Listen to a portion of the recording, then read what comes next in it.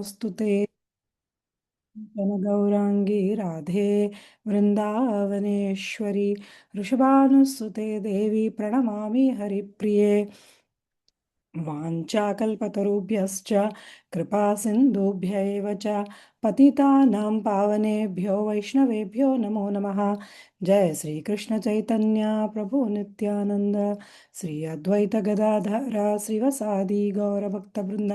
हरे कृष्णा कृष्णा कृष्णा हरे हरे, हरे राम राम राम हरे हरे, हरे कृष्णा कृष्णा कृष्णा हरे हरे, हरे राम राम राम हरे हरे। नष्टप्रायेषु अभद्रेषु नित्यं भागवत सेवया भगवती उत्तमश्लोके भक्तिर्भवति नैष्टिकी। कृष्णाय वासुदेवाय देवकी नन्दनाय च नन्दगोपकुमाराय गोविन्दाय नमो नमः। ग्रंथराज श्रीमद्भागवतम की जय। जय श्रील प्रभुपाद की जय। गुरु महाराज की जय। अनंत कोटि वैष्णव वृंद की जय। ऑल द assembled devotees की जय। ओम नमो भगवते वासुदेवाय। ओम नमो भगवते वासुदेवाय। ओम नमो भगवते वासुदेवाय। Hare Krishna Mataji, Dandavat Pranam to all of you. Welcome to our Bhagavatam class. Today we are doing Canto 2, Chapter 2, verse number 11. Mataji, we were discussing actually regarding the Super Soul Paramatma meditation. And we have seen in the previous verses how beautifully the Lord is decorated with so many ornaments, flowers, and Shankha Chakra Gadha, Padma, and his smiling face beautiful. And so we are going proceeding further in this. And then the 11th shloka. Somebody read, Mataji, please.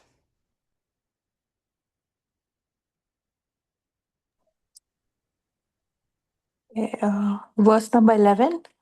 Vibhushitam mekhalayānugulayakैर् महाधनेर्नुपुरा कनकानदीभिः स्निग्धामलाकुञ्चिता नीलाकुण्ठलैर् विरोचमाननाहासपेशलम्. Translation by His Divine Grace A.C. Bhaktivedanta Swami Srila Prabhupada Ki Jai. He is well decorated with an ornamental wreath about his waist and rings studded with valuable jewels on his fingers. His leglets, his bangles, his oiled hair, curling with a bluish tint, and his beautiful smiling face are all very pleasing. Thank you, Hare Krishna. Thank you. So, yeah, this verse is continuous. It's a continuous prayer to describe Lord's beautiful personal form. So, the ornamental wreath about his waist, like, the Lord, we can call is like a belt, or the Lord wears a beautiful belt like decoration around his waist. His rings with valuable jewels on his fingers. So his fingers are decorated with shining gemstone rings. And his ankles, his wrists are all decorated with ornaments, which is adding so much charm to his movements. And his oil, his hair is like kind of like he applied oil or like curling with a bluish tint. So basically, what we by saying oil, it means that his hair is smooth, glossy, it is curly, and it's dark bluish in color, which is very attractive. And his face is beautiful. He has a beautiful smiling face.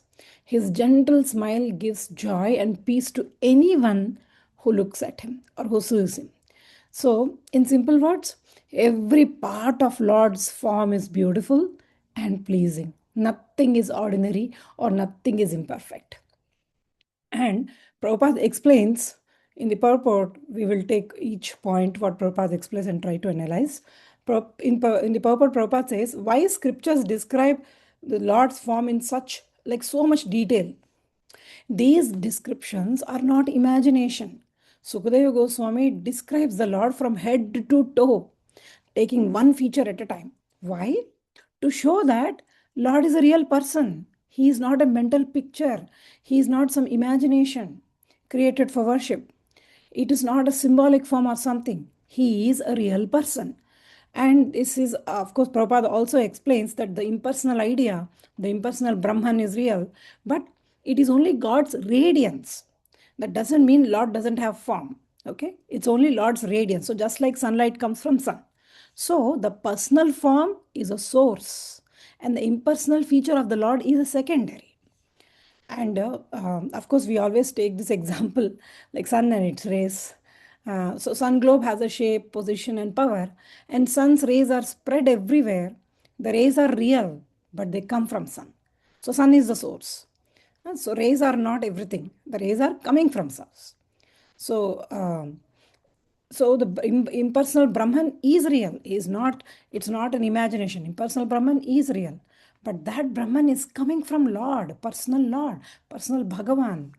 So this verse is teaching us that beauty is not like material by nature. True beauty originates from Lord.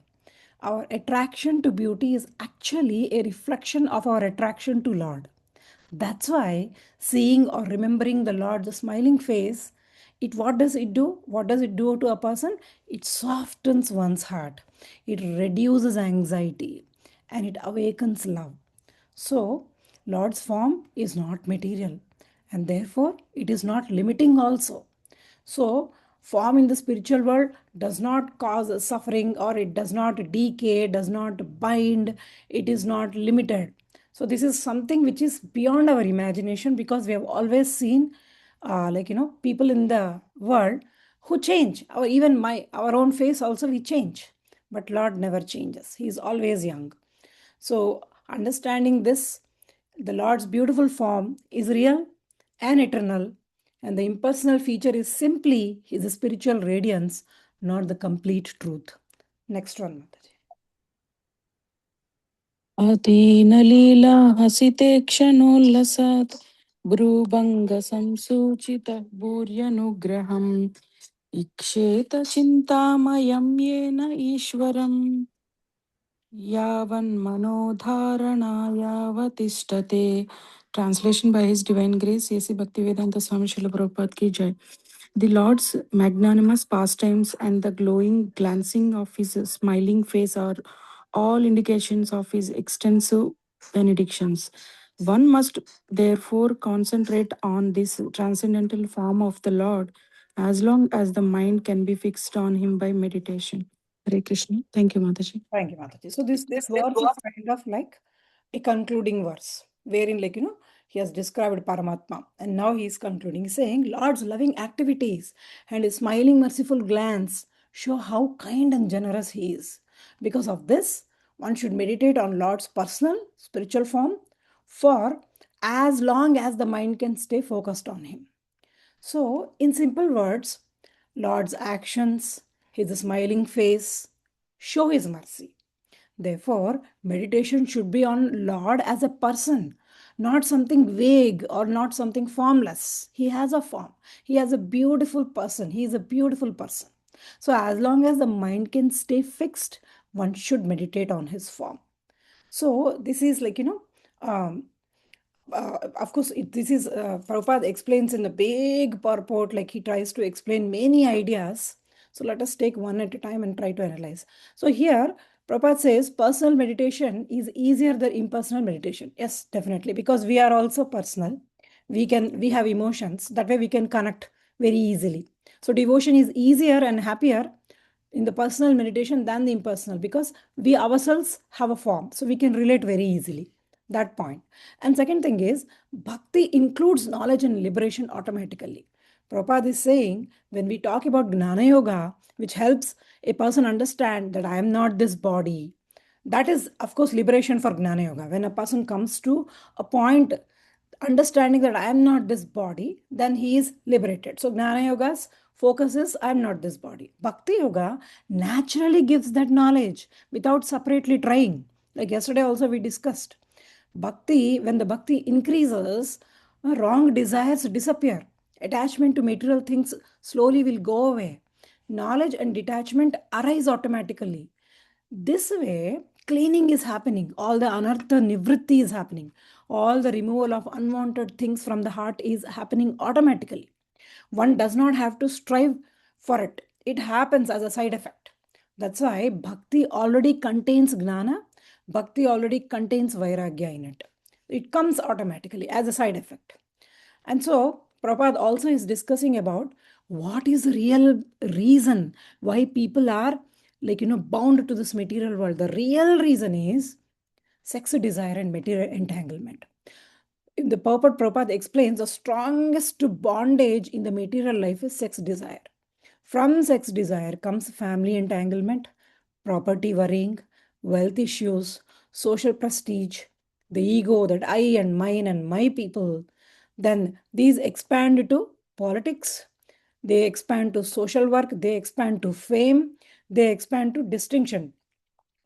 Ours and outsiders, mine, others, no, and my favorites and the people whom I hate. All this will come like one. Each is attached to that. So everything starts with male, female, and then from that family starts, and the family, and the moment family comes into picture, my family, your family, and after that our families, their families, and then my city, your city, my country, your country, and then therefore this way. That's why the strongest bondage starts there. Of the material life is sex desire. From that comes family, and from that comes property issues, and then wealth, social prestige, ego is like I, mine, my people, and these expand to politics, because people will do politics for their people, for their country, for their good. So, and from that comes so many fame, name, distinction, and honor. All these things are compared to foam on the ocean waves. They appear big, but they disappear quickly. So material life keeps growing outward, but never satisfies the soul.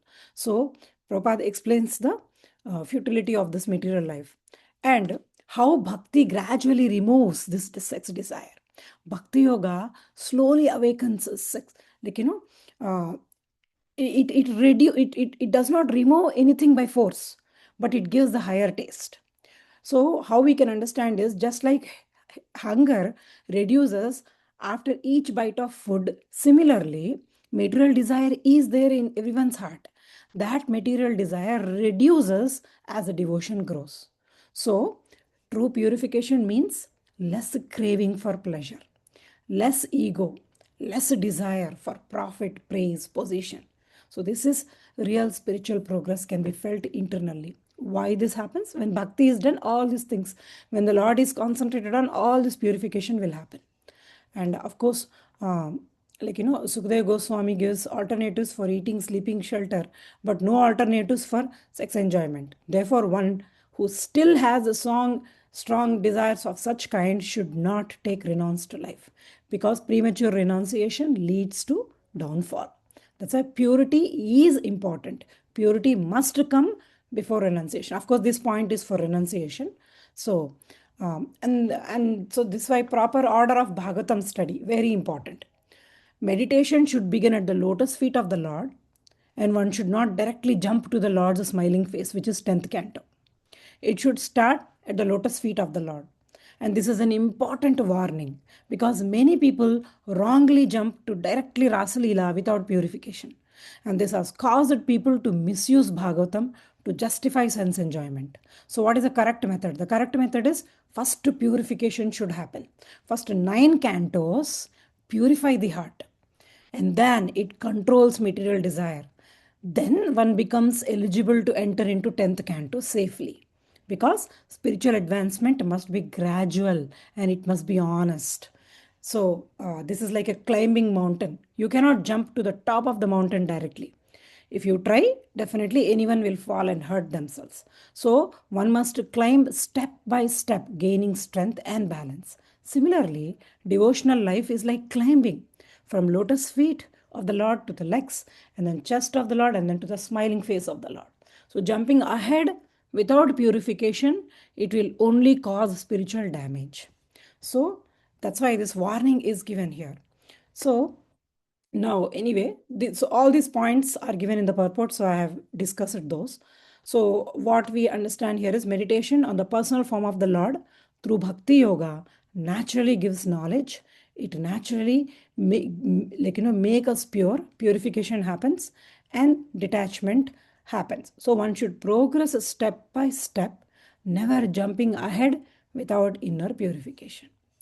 I don't know if you have got this doubt, but I had a doubt in my mind when I was reading this. So why this sloka is talking about translation? The translation in the sloka is talking about Lord's activities, his smiling face, his merciful glance, and he's so generous. I have a question that this prayer of Paramatma, we have read before that Paramatma will not reciprocate like Bhagavan. And these descriptions, like his activities and his smile, like what kind of activities Paramatma is doing here, right? One will definitely will get a doubt. So let us see. So, what is this Paramatma and the Lord? Are they different? They are not different. The absolute truth is one, but is realized in three aspects as Brahman, Paramatma, and Bhagavan. In the Brahman, he is the impersonal spiritual light. Paramatma is the Lord as a super soul in everyone's heart, and the Bhagavan is the same supreme Krishna. So, Paramatma is not different God. Paramatma is Bhagavan in a specific function and a specific role. So when scriptures describe Paramatma, they sometimes use Bhagavan's qualities also. Like, because the source is the same.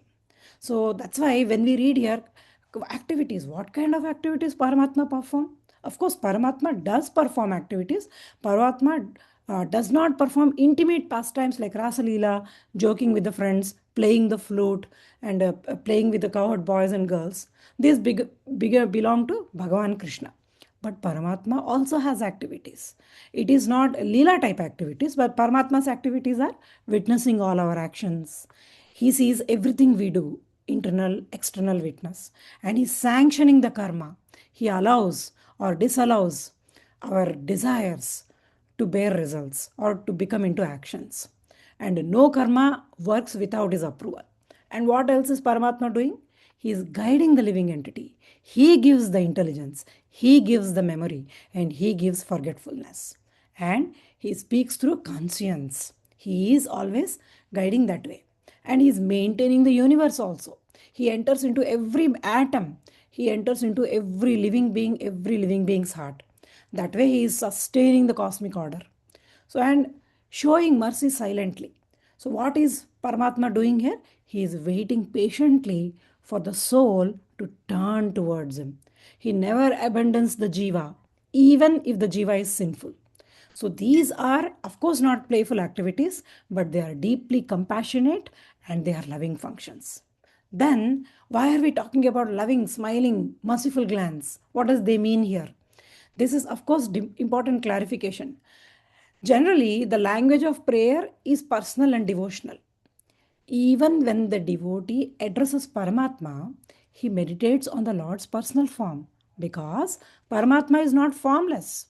He is four-armed, right? And he possesses qualities like mercy, beauty, and kindness. And the smile, what we are talking about, the smile and glance, they mean the assurance, the protection, and the calmness. And the glance is mercy, his divine attention towards us, and his sanctioning. So these are the activities we are talking about. These are functional activities. Of course, they are not romantic or playful, but yes, Lord is performing activities here also. So Paramatma's merciful glance is real. Like for example, when somebody suddenly gets good intelligence, turns towards a spiritual life, avoids terrible mistakes, all this is Paramatma's merciful glance. He doesn't embrace you, he doesn't hug you, but he guides you from within. And okay, this is fine, but why does Bhagavatam uses Bhagavan like descriptions here? Because the goal of meditation is Bhagavan, is not Paramatma alone. What does this mean? This means Bhagavatam intentionally uses personal features. Why? To make us, it begins with the meditation of Paramatma, but gradually elevates the meditator toward the Bhagavan because they are one and same. Start here, but then move towards Bhagavan. So, it Bhagavatam prevent impersonal misunderstanding, and Bhagavatam draws the heart towards the personal devotion.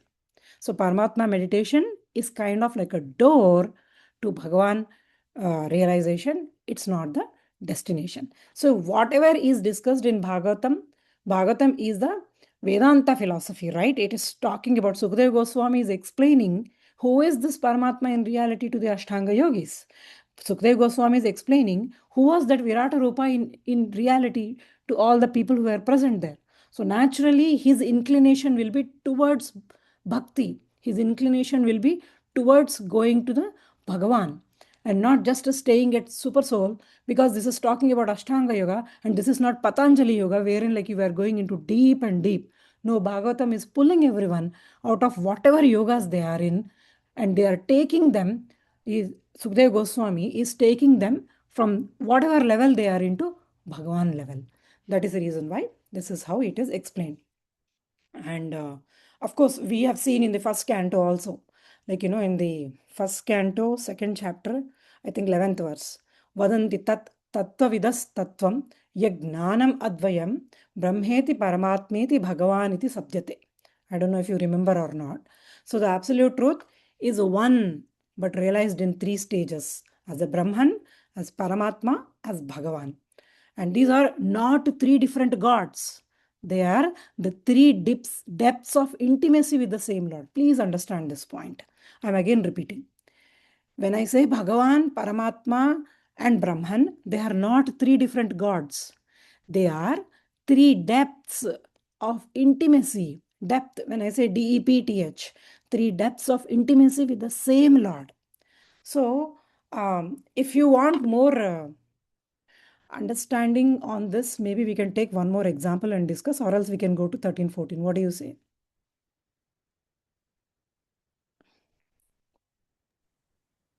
Please proceed, Mataji. Please provide more examples. Okay. So that it gets imprinted in the... Okay. Mataji, generally we take the example of sun. Sun, correct. Sometimes the sun is like, confusing. Let us take some example which we can relate to in our day-to-day life and understand. So let me, like I was thinking about the train example. Shall I take a train example and explain? Yes, Mataji. Okay. So let us understand this by taking a train example. So imagine one person, three ways of understanding him through the train. Okay, example. Imagine only one real person exists, and that person is driver. And you experience him in three stages. The driver is there, this is one person, and you are experiencing him in three stages. Now, what is Brahman? Brahman experiencing is the driver's presence indirectly. Like what is happening? You are standing near the tracks of the train. You don't see the driver. You don't see the train clearly. You only feel the vibration. You only feel the wind gushing. You only hear the sound. And what you experience is a driver's energy, how nicely he's like, he's driving the train. His energy is acting through the train. So, but you mistake it as something impersonal because you are not seeing. For you, because you are not seeing the train, you are not seeing the driver in the train, you are only standing near the track, but you are hearing the sound and you can see the vibration. You are feeling, wow, this is something like, something which I don't know. Who is driving it? I don't know. What is coming? I don't know. But it is very nice. Like, I can feel the vibration, I can feel the wind, I can feel the sound. This is Brahman realization. It is real, but it is impersonal because of the distance. You experience the presence of that, but you don't experience the person. Okay? And now what is Paramatma realizing? Paramatma is experiencing the driver through guidance, not intimacy. Now understand that you are inside the train. You are sitting in the, whatever seat given to you. You are inside the train. You still don't see the driver. You still don't talk to him. You still don't know who is he. But you know definitely someone is driving. The one, because you are moving, you are practically seeing that you are moving and thing is going. It is not like before that you are imagining something is there. So much vibration is coming. Now you know why this vibration is coming, because someone is driving and you are sitting in that. And someone is making decisions where to go, left, right, straight, stop, go, speed up, or slow down. So he's taking decisions, and I am being taken safely. So here you relate to the same driver, but only as a controller who is controlling your vehicle, who is controlling your position, who is controlling your, you're moving. So you understand him as a guide, you understand him as a witness. So this is Paramatma realization. Personal existence is understood, but relation is formal, you don't know him, and relation is silent. Okay, now coming to Bhagavan realization. You directly go, meet the driver face to face, you enter the engine, you meet the driver, you speak to him, you smile, and he smiles back at you. You are also smiling back at him, and he's explaining you how this thing works. He's explaining you how he's doing things. So nothing new. It's the same driver, but now you know him very well. So you simply know the same person fully. This is Bhagwan realization. So, where is the train in reality? The train is not the Paramatma. The train is the cosmic arrangement. The material and the cosmic arrangement is train. Now, Paramatma is the same driver. Bhagwan is the same driver. And impersonal understanding is the same, system. But Paramatma is the same driver present everywhere in the train because he is the one guiding it from within. And Bhagavan is the going and directly meeting. Driver is the Bhagavan, you are going and directly meeting him. So this is why this is basically three different ways of understanding because we experience him differently, not because he is different. We experience him differently because just like a child knows someone as that man, the passenger knows him as the driver. The friend knows him by name. This is the difference. Okay. There are three different people sitting in the train and they are assuming this person to be three different ways. Child who is sitting in the train is thinking, oh, that man. And the passenger knows him as the driver. And a friend of him know him by name. So same person, different relationships.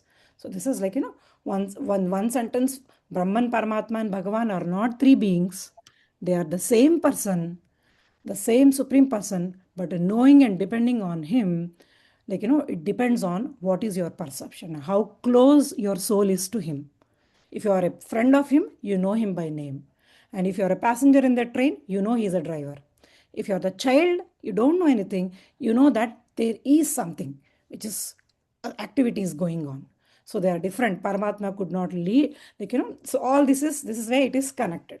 I thought because it will help, so I have taken this example and I hope this is helpful. So 12th verse, talks about, it concludes about the Paramatma realization. 13 and 14 actually, they are again summarizations of Virat Rupa and Paramatma one more time.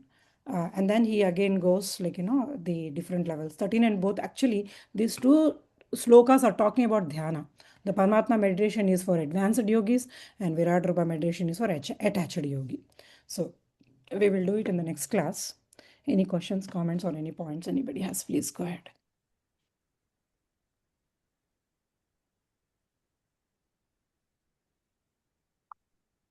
Hare Krishna Mastaji, Dandavat Pranam. I have a question. So when we say that yogis they meditate on the on the form of super soul like Paramatma. So when we chant Hare Krishna Mahamantra, so actually whom we are actually worshipping, like Bhagavan? Your question was talking about two different people. You said yogis meditating on Paramatma, and you are saying Hare Krishna Mahamantra. So there are two different aspects. Yogi meditating on Super Soul Paramatma is Ashtanga Yogi. Someone doing Hare Krishna Mahamantra is a Bhakti Yogi. Which yogi are you talking about? No, I mean like when bhakti, I'm talking about our like us like devotees. So when we know that in our like we know that super soul is there in our heart, and then also we know Bhagavan. So when we I mean like when we chant Hare Krishna Mahamantra, so how a devotee sees super soul's role there, like like whether I mean he totally focuses on the Bhagavan realization, or like I mean how devotees deal with super soul realization. I The mean, same did you plain get it? example you can take and understand that when you are the Bhagavan realization, you are the friend of the driver who is driving this train. So Okay. when you are the friend of the driver, you know he is driving That way, you know the driver's name is you know the driver's name also because you are his friend. That way, you are a bhakti yogi. You know this person is taking decisions and he is the one who is controlling how this, everything is moving and everything is happening. That way, you know the super soul, and you also know that because the vibration, everything, whatever is happening is because of this driver who is driving the train. So you have the very clear picture when you are a bhakti yogi that the super soul Paramatma is none other than your Lord Krishna, and the Brahman is none other than the light which is emanating from Lord Krishna's body, and the Hare Krishna Maha Mantra which you are chanting is directly talking to Lord. So that way you know Yes. all the three. So we are talking directly to Krishna. Yes. Actually, when we are saying that we're associating with the Lord, it means we are directly Talking to associating him. with the Bhagwan. Yes. Okay. Yes, Mataji. Correct. Thank you. Yeah, sure. Okay. So, okay, then if there are no other questions, then we will.